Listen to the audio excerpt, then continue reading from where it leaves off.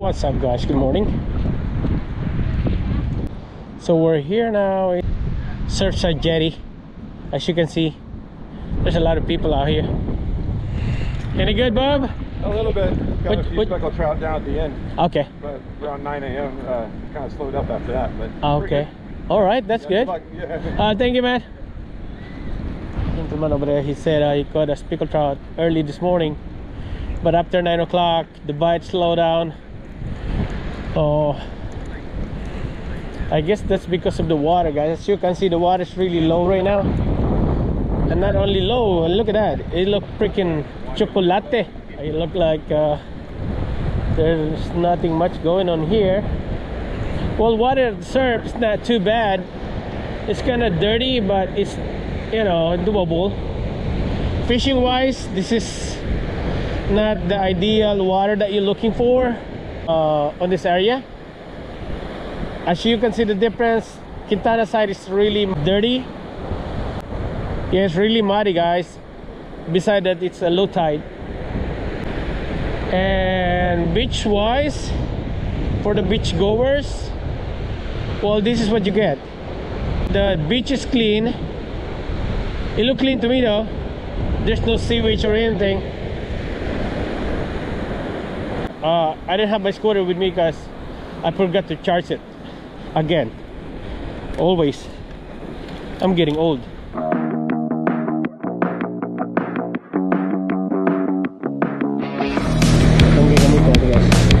Got it. Little one though.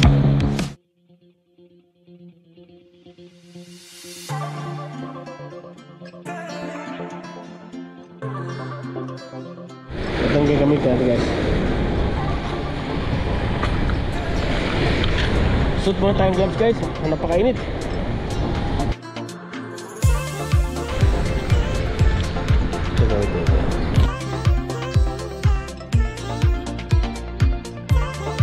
Nagkakagatan daw ang Spanish mackerel, sabi ni Kuya. Nakadalawa na sila ron eh. Good size din po, ano? First cast ko, guys. First cast.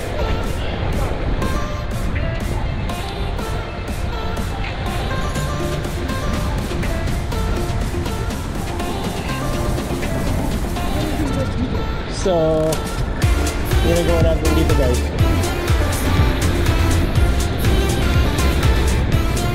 Mamaya tayo mag-spoon.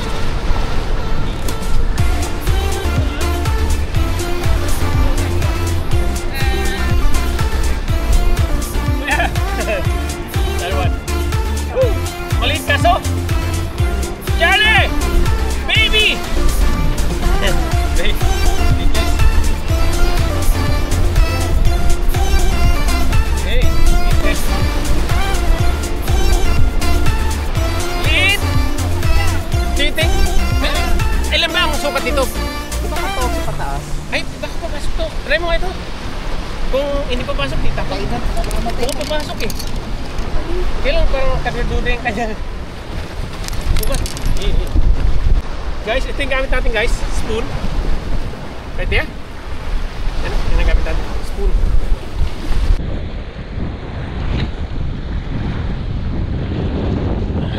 Okay. Now, let it drop.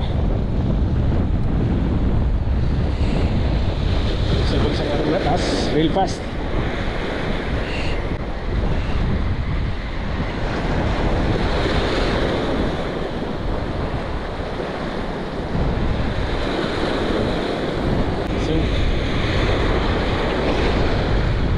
So ang gamit natin guys, FG nut. Ayan, babagsakan natin. Ang gagawin natin, so what we're doing here, we're trying to use a spoon and we're trying to mimic the fish. So just lower your tip down and then reel. When you reel it fast.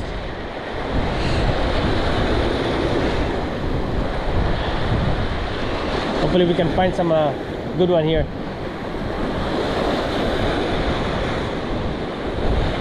You can see the look at that. That's a good one. Sorry. Thanks. So let it sink all the way to the bottom. Here it's not very deep. It's just like maybe, I think it's only 15-16 feet down. It's not very deep. So what we're gonna do, just crank it fast. And we're gonna do that, like keep repeated casting. Sometimes you get bite instantly, sometimes it will take like 20 casts before you get a bite. So I'm casting like 100 yards and I can see the mullet. The size of the mullet that we're seeing here is like a decent size, medium size, and our spoon is like perfect size for this kind of fishing. So now I'm trying to slow it down. We got one. We got one. We got one. All right, that's what you call Spanish mac right there. First bite of the day. We got Spanish mac, guys. Beauty. That is a beautiful fish right there. He's biting really close. You got him too? Yeah. Oh, he got one too? Yeah, it's just right there, huh? That one a little bit bigger, I guess. Still there? We got double, guys. Oh, similar size. Yeah. Oh. Woo. Bring it up here. We got double, guys. Look at that. Do you think it's 14? Yeah. It's gonna make it, huh? Yeah. Now we're catching. Good job, man. All right. First fish, kuya. 14 kaya ito?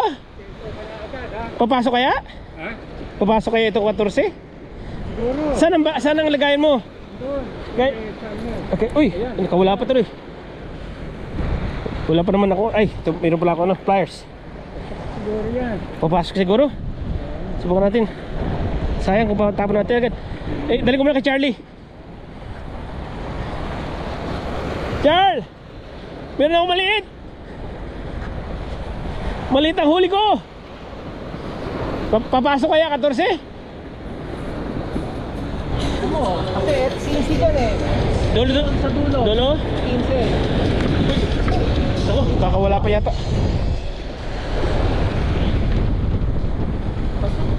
Uy, pasok 15. Oh yeah guys, sa 15 yan ang 15 nila. 15 yan, no? Ito dulo guys, sobra. Alright, pasok sa baka. Okay, kay inyo yan, sa inyo. Hindi ako magkikip ng isda eh. Sa inyo yan. Okay.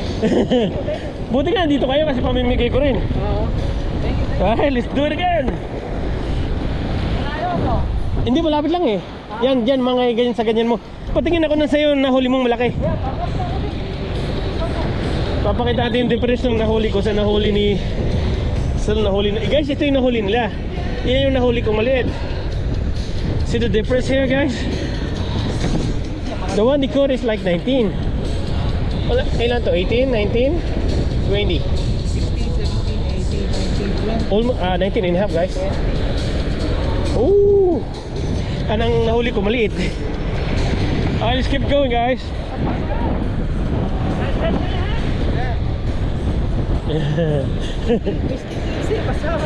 Basta lagpas na, no? Lagpas. Patay na patay eh. Oh? Oo, walang kumakagat. Maliliit na spade fish lang. Oh, ngayon? Nung mga 20 minutes bago ka dumating, nagkakagat ng mga. There you go. Ay, Dumating kasi yan, matino na tubig. Ah, okay, okay. Ay, yan na naman yung marumi. Kaya nga eh. Hey, babanatan natin habang kumakagat. Guys, nakaisa tayo. Let's do it again. Yan guys, ginagamit natin spoon.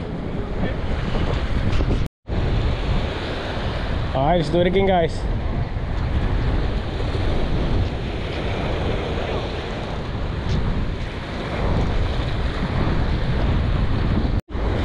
Oh, snack! I thought you got something big.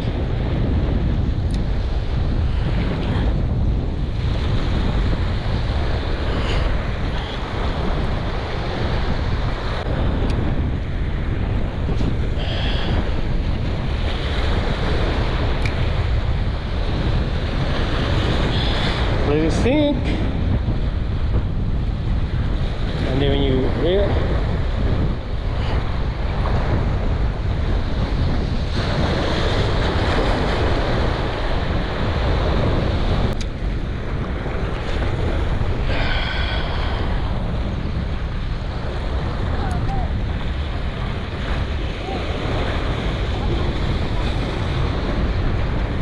oh no, my friend.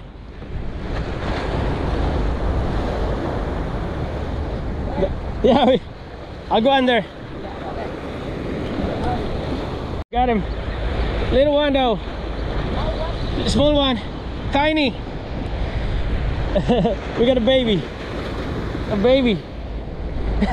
Too small. Baby. Yeah. We got little one guys. Oh yeah, maliit na ito masyado. Baby na ito guys. Yeah, okay, now I don't even want to make sure this guy, because this one's too small. We're gonna release him back in the water. Anyway, woo! Boom! There you go. Let's go get a little bit bigger than that.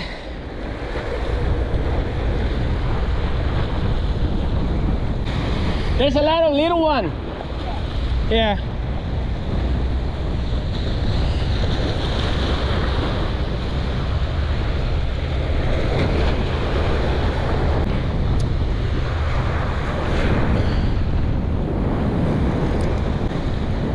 Alright, let's do it again guys. 5 cast, 2 Spanish Mac. Let's see if we can do it again. And you'll be surprised if you're right. Oh. We got one. Another one, Bob. Another one. They're biting now. Yo, look at that guys. This one is a good size. Oh, yeah, small. No, I don't think this is 15. Small, huh? No. Small, guys. I think. You have measurement? This one's small, man. Small. Yeah, this one is only 14, eh? Oh. Sure. Oh. No, small. Small guys. Kung hindi papasok, di tapon. Mukhang papasok eh. Kailan parang kaduda yung kanyang sukat. Sana. Yeah. Yan guys, ang ginamit natin, no? Spoon. 1 ounce. Alright, let's keep it going. Alright guys, go. There you go. What is your name? Chin. Chin? Yeah. Chin. Chin. Chin. My name is Richard. Richard. Yeah, you're gonna be on YouTube. Okay. You're gonna be famous. Let's go, Chin. Let's catch. Let's see if we can catch more, guys. 7 casts. Let's see if we can catch one more. That's not bad. Ratio, huh? 6 casts, 3 fish. Not bad. And then when I crank my reel, like slow but steady.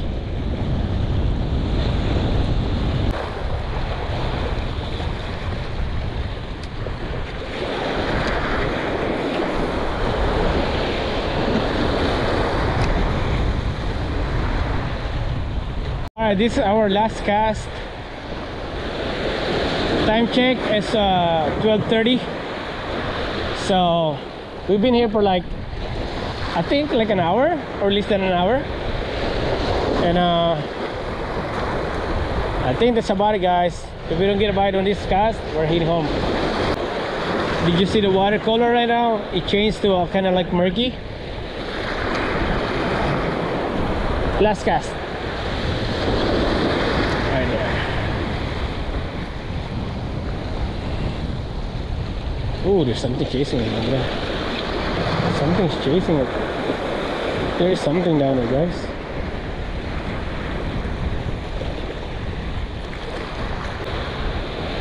Alright, that's it, guys. We're done for today. Let's head home. There's a lot of people down here, but it's not like packed.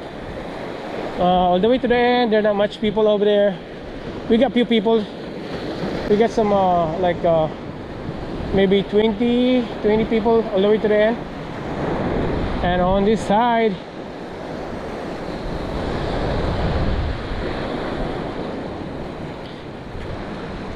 all right, let's start by time, guys. Let's go home. Oh, that's a oh.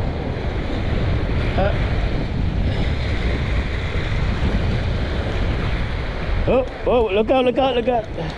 You get nice one. So they're using spoon also. I guess they're still biting, I guess. Alright, guys, so I saw these two gentlemen here. They always get hung up in the rock. So I'm gonna approach them and ask them if they wanna learn something different to catch a better fish, and you don't have to worry about get hung up in there. How are you guys? Alright, how are you? Hey, how doing, man? You catch something? Only catch 2 fish. Baby fish, that's it? Yeah, only 2. Do you have any shrimp? Yeah. Do you mind if I look at it? What kind of shrimp you got? Live or dead? Live. Oh, perfect. Using different setup to avoid those get hang up in there. Sure. You always get hang up, right? Yeah. And that's a big problem. Broken off. Yeah, you don't want to mess with that. You're gonna lose a lot of tackle. This setup is different, and this might help you guys catch a better fish. Okay? Do you have any floater by any chance? Floater, like you know the bobber, the floater. Oh, bobber. Oh, I don't know. The orange one? If you have anything that it floats, I can modify it. That's the one right there, brother. That's the one.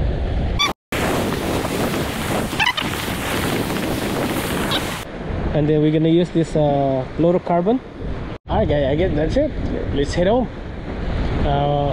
Hopefully they can catch some fish. Good luck to you guys. Buenas suertes. Anything? No?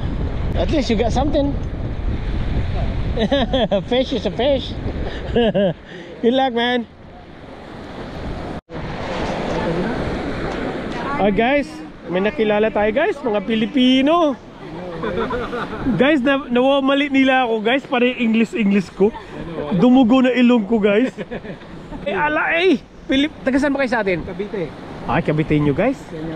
Papakilala, okay lang ba? Oh yes, of course. My name is Ramil, Kuya Ramil Vlog. So, meron din siya. Guys, naka-YouTube din siya, ha? Ilalagay natin yung link niya rito. Tapos paki-subscribe din po, ha? Support sa mga Pilipino. Papakilala ko po ang kanyang pinakamamahal na misis. Nag-iisa lang to, ha? Isa lang yan. Oh, pay pa lang. naman. Si Ma'am Charlie. Yung anak niya, bunso, no? Bunso. Tapos si Kuya Matthew, si Matt. Yeah. Oh, kala ko magkapatid. Boyfriend niya? Pilipino ka rin? There you go. Tangkilikin na sariling atin, ha? Nag-iisa lang ba? Tatlo. Baby? Okay.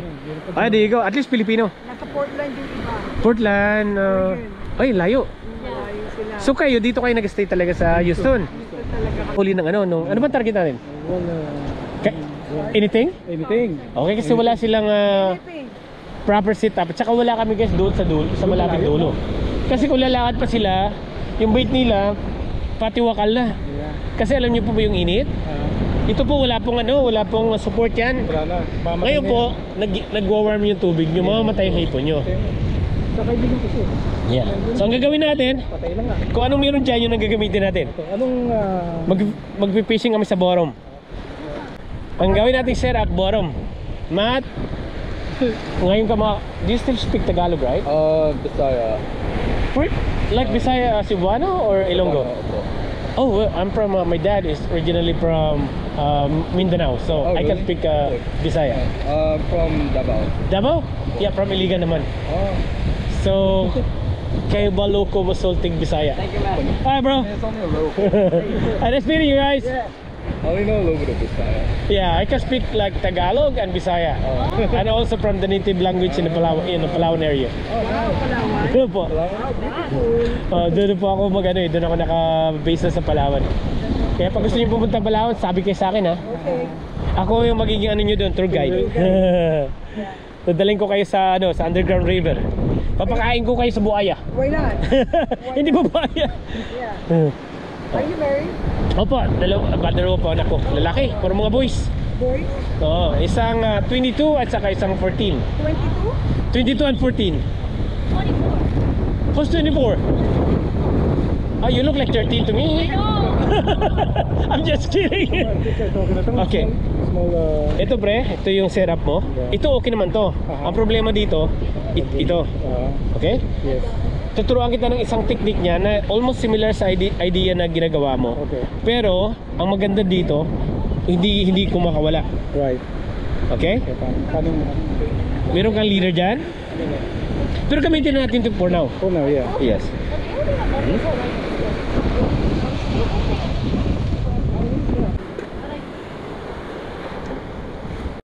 First cast.